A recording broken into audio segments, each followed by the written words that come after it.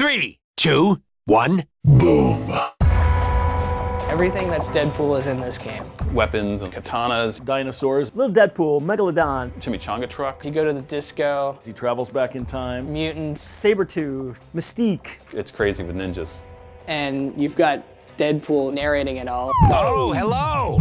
Welcome to my game. I am Deadpool. It's based on the character Deadpool from the comic book. The popularity of the character got so great in the world that he's ready for his own pinball machine. Deadpool is the kind of character that the irreverence of the character lends itself to having some fun. That's what I'm talking about. I love Deadpool, and historically, he's done everything. And so there's his life, his loves, his foes, the insanity inside his head. You know, that all gave us freedom to create this big mix of stuff. You know, music, visuals, the pixel art, the 80s sounds. Every game designer you talk to, I think, will tell you that, you know, it's all about easy to learn, hard to master. I wanted simple toys, simple ball interactive stuff, and I hadn't really done a game where I was very focused on the flow of the playfield or the shots for a while. And so in Deadpool, I did that. Deadpool's got a lot of interesting ideas put into it. You've got different shots you've never seen. You've got a really interactive toy right in the middle. And you've got this shot on the left flipper, shoots the right side of the playfield to feed a side ramp. The ball gets whipped around this wire form up this side ramp, and it actually crosses through the playfield unguided by anything into the ninja lock. It's a very satisfying shot. It's not easy, but when you make it, it's like, oh man, that's awesome. It's Little Deadpool time! The Little Deadpool bash toy is a lot of fun, just to interact with him by hitting him, and he's like, hey, cut it out. Woo! You can knock the targets down and hit Little Deadpool, and then it'll lock the ball for you behind the 3-bank, and you have a hurry-up timer where you try and release it again, and then it starts a multi-ball for you. The very first time I had springs on the katanas, a bunch of guys walked in and there was no voice, there was nothing. I just shot it and he wiggled and all these guys cracked up and I was like, okay, I'm going somewhere here. Part of the feature of the Alien Premium is a lift ramp that allows you to divert the ball back to the right flipper to continue shooting these disco loops. Then you've activated this mode where Dazzler is fighting vampires and it activates the mirror ball. There's like all kinds of flow all over the place. You can keep the ball going as long as you make the shot. It's very energetic and intense.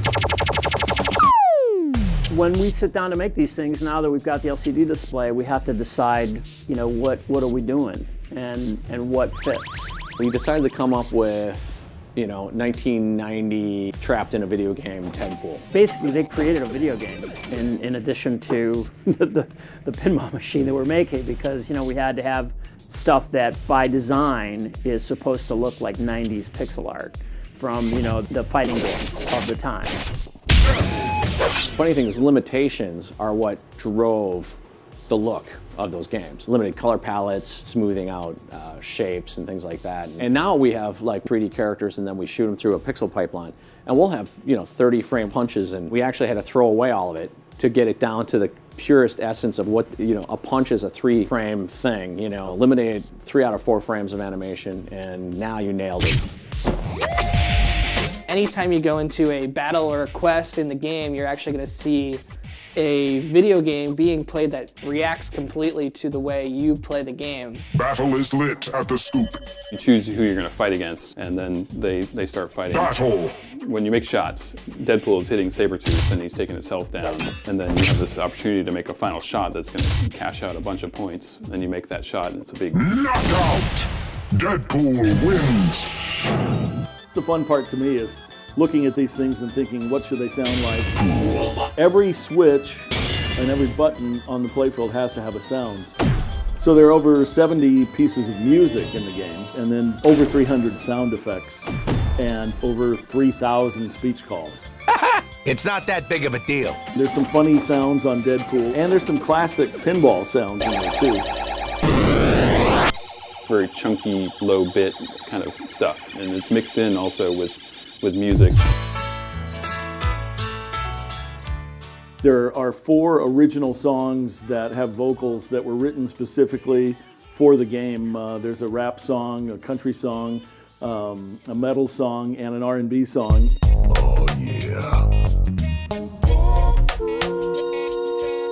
Let's talk about Deadpool, baby. I'm Deadpool, I'm a cool guy, I'm gonna make this mixtape for myself. And it's all music about me. Say my name, Deadpool. Say my name one more time, cause it sounds cool. Deadpool. So it's a really interesting mix of stuff, but it all works really well. It's actually one big piece of art. Let me put it this way, I think it's been a work of art for each one of us in each of our respective mediums. Deadpool, it's zany, it's crazy, and the ball's wild. I think it's got punch. It's loudmouthed, in your face. You'll really enjoy it. I think it's going to be a classic, and nobody else will ever attempt to do this because it'd be crazy. That's Deadpool Pinball.